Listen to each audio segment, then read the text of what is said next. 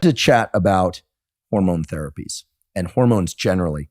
When Robert Sapolsky came on the podcast, we talked a little bit about menopause and the data around menopause. He's very interested in these findings that, I think I'm going to get this right, that whether or not women benefit from estrogen therapy to offset menopause really depends on when that therapy is initiated. I don't know if you're aware of those data, but he claimed that if they begin estrogen therapy in the middle to tail end of menopause, the outcomes can be quite bad. Whereas if they initiate those estrogen therapies as they enter menopause or even before menopause, then the outcomes can be quite good. I don't know what percentage of the patients you treat are male versus female and what ages those patients are, of course. But what are your thoughts about estrogen therapy for women, menopause, and hormone therapies generally for women, maybe even testosterone therapy? You hear about that these days. And then we'll talk about men. So our practice is probably 70-30 male, female. So we have lots of women, and this is a very important topic. It's also probably, let me think. I just want to make sure I'm not being hyperbolic when I say this. Yep, I don't think I am. It's hands down the biggest screw up of the entire medical field in the last 25 years.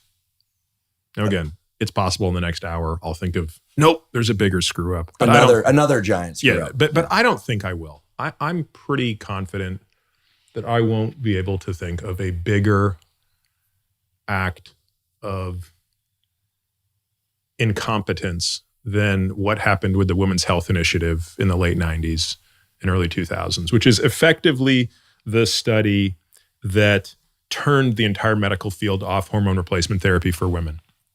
So it's important, I think, to explain what the study looked at. So this was a study that was conducted in response to the widely held belief in the 70s and 80s that women should be placed on hormones as they're going through menopause, right? Menopause is, I guess maybe I'll even take a step back. I don't know how much your audience is familiar with how estrogen, progesterone work. Is it worth going into that stuff? Probably worth mentioning a bit of the top contour. Some of them might be familiar with it. We've done episodes on estrogen, testosterone, but frankly, as I think back to those, we didn't really go into the biology of estrogen, testosterone enough.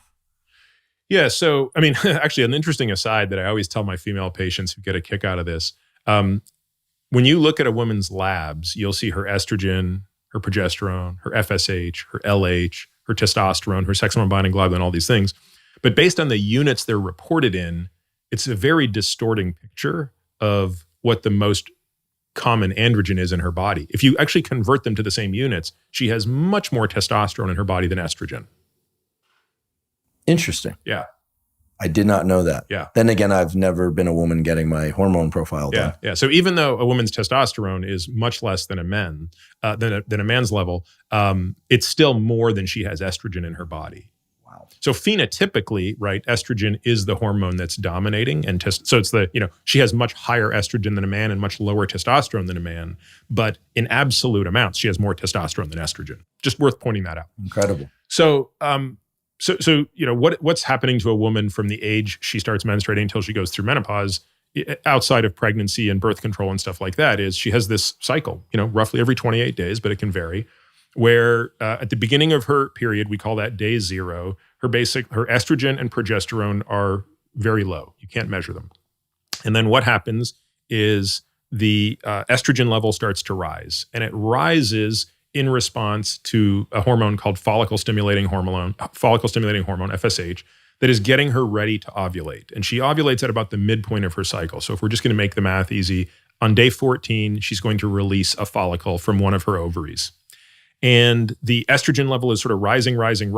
We love to measure hormones on day 5 because I want to have a standardized way in which I measure her hormones. So our women know, if we're in the business of trying to understand her hormones, the day her period starts, even if it's just a day of spotting, that becomes our benchmark. And then day 5, I want to see every hormone on that day. And if everything is going well, I know what her FSH, LH, estradiol, and progesterone should be on that day.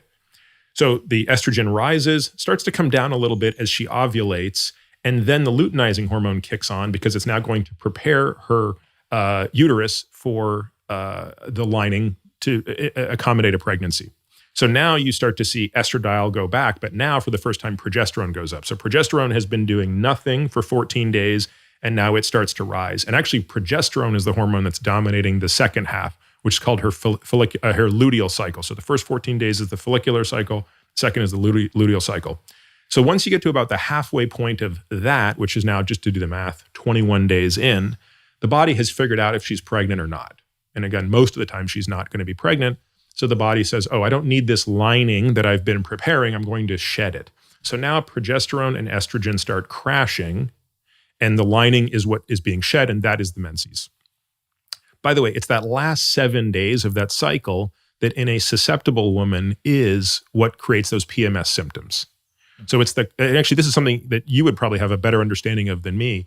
There is something about this in a susceptible woman where the enormous reduction of progesterone so quickly is probably impacting something in her brain. So I think this is a legitimate thing, right? I mean, it's not like, oh, she's crazy because she's having all these PMS symptoms. No, we know that that's the case because if you put women on progesterone for those 7 days, those symptoms go away.